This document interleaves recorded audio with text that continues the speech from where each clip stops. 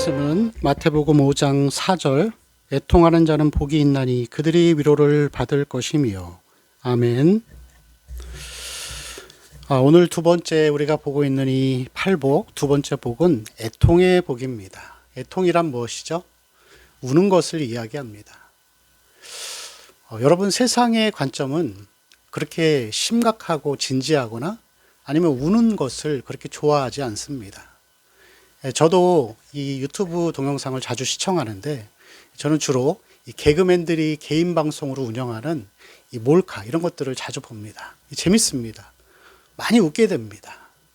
그래서 이제 그런 것들이 또 세상으로부터도 많은 인기를 얻는 것을 볼 수가 있습니다. 그렇지만 이 복음의 관점에서 보면 그리스도인들은 웃는 것보다 애통하고 우는 것을 더 많이 해야 한다는 것을 볼 수가 있습니다. 우리의 주님이신 예수 그리스도께서도 성경에 보면은 웃으셨다는 기록이 없습니다. 대신에 많이 우셨습니다. 예루살렘 성을 보시면서 이제 예수님이 떠나가고 나면 얼마 후에 예루살렘 성이 완전히 멸망할 것을 아셨기 때문에 그것 때문에 슬퍼하며 우셨습니다. 십자가 위에 달리신 자기 자신을 바라보면서 울고 있는 무리들을 향하여서 또 예수님은 그러셨죠. 나를 위해 울지 말고 너희와 너희 자녀들을 위해서 울어라. 여러분, 그래서 이 성경은 애통하는 것이 복이다라고 그렇게 말씀하고 있습니다. 그렇다면 여러분, 애통하는 자가 복이 있다는 것이 무슨 뜻일까요? 이 애통의 복은 우리가 지난 시간에 봤었던 이 심령의 가난함과 연결되는 것입니다.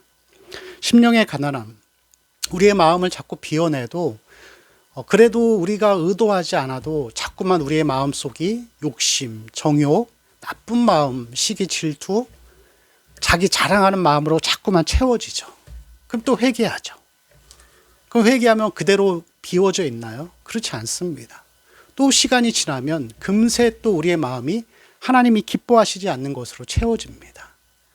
그러면서 여러분, 이게 계속해서 회개하고 죄짓고 회개하고 죄짓고 이것이 계속해서 반복되다 보면은 한계를 느껴요.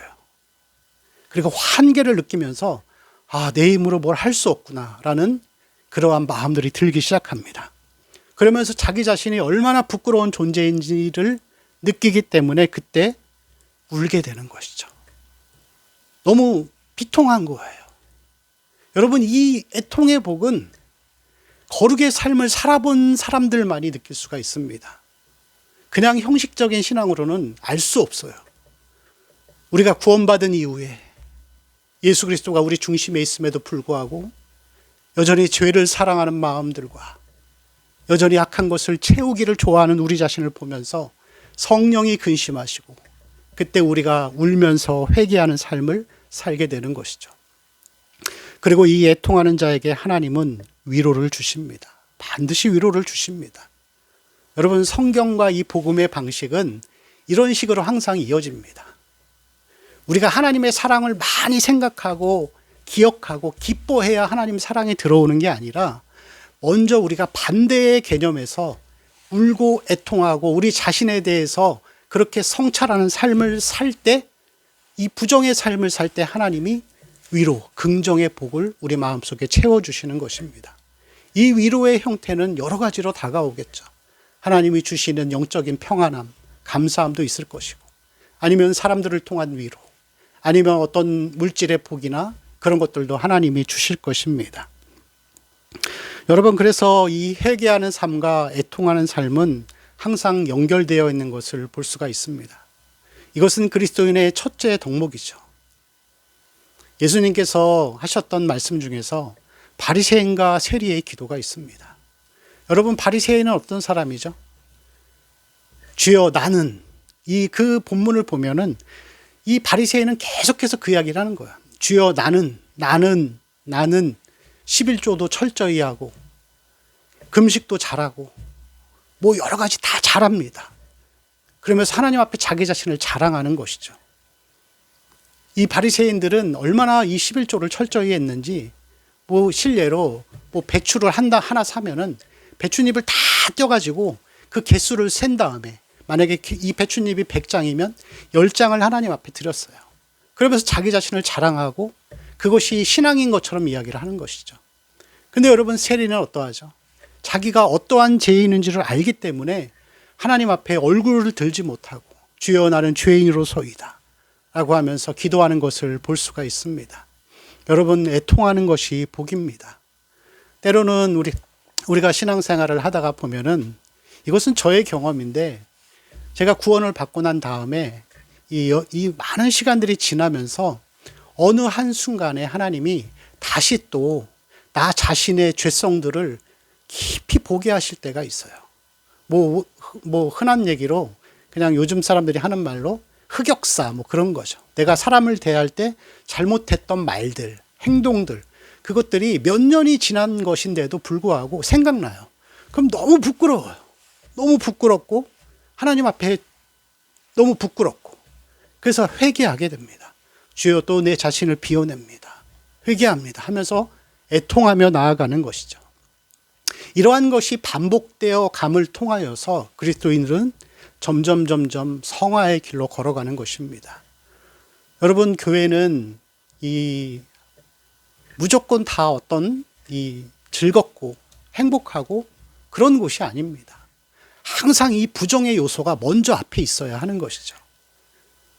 예배를 드릴 때에도 항상 예배가 즐겁고 좋은 게 아니라 하나님 앞에 회개함으로, 애통함으로 먼저 나아가서 우리 자신이 성막에 들어가서 가장 먼저 뭘 해야 되죠?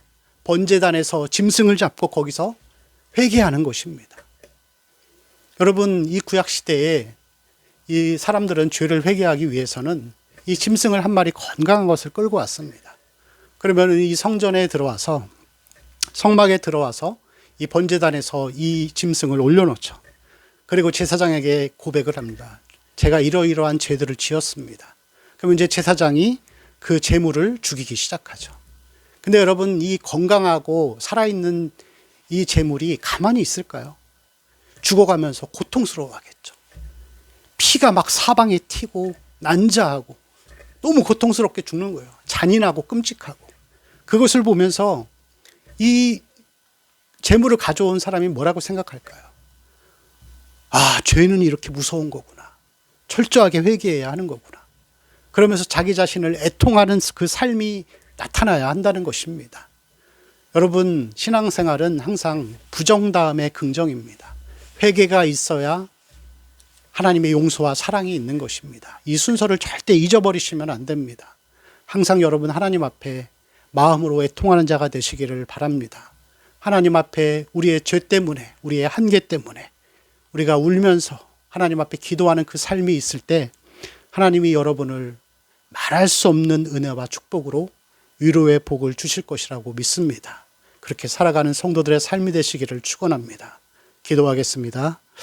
주님, 우리의 모든 삶 가운데에서 항상 우리의 죄 때문에 한계를 느낄 때마다 예수 그리스도 앞에 애통하는 자의 삶이 될 수 있도록 주여 인도하여 주시옵소서. 주님이 애통하는 자에게 위로의 복을 주신다고 하셨사오니 우리의 삶이 항상 하나님 앞에서, 공의로우신 하나님 앞에 우리의 죄를 정확히 볼 수 있는 영적 겸손과 지혜를 허락하여 주시옵소서. 감사하며 우리 주 예수님의 이름으로 기도합니다.